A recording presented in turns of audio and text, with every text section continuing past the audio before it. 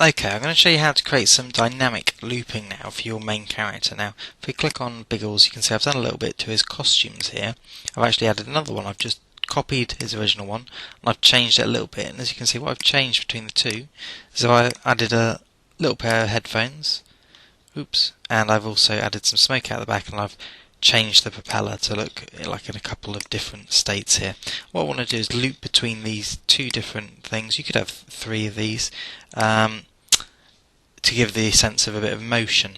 Now to do this, I'm also going to think I'll probably have some costumes later on with him shot up or while he's firing or something, so I'm going to have some different costumes as I go.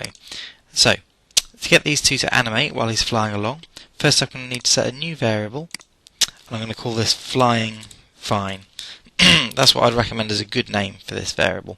So let's say when we start the game, we'll set flying fine to 1, and then we'll do another little bit of code which says if flying fine is set to 1, then we'll just carry on with that loop between those two different costumes. So we'll say forever if the variable of flying fine is set to 1.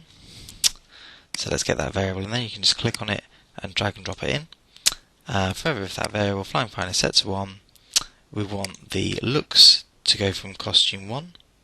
We don't want to say next costume, we want to be specific with our costumes. We want to say switch from costume 1 to costume 2. And it'll be important to have a little wait between these, otherwise the computer of course will do this extremely quickly. So we need a little wait of 0.1 of a second before each of these or after each of these, it doesn't really matter. So there we go, wait a moment, switch to costume 1, then switch to costume 2.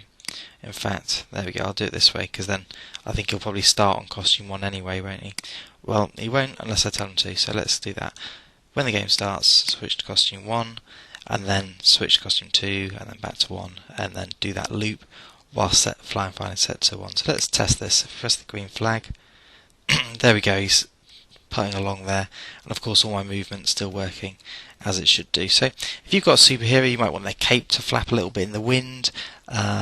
You could also extend this of course to the clouds. You could have them go through different states as they're floating through the sky. That'd be quite useful. If you've got boulders, you can see about rotating them, and just see about making dynamic loops for each of your different characters in your game.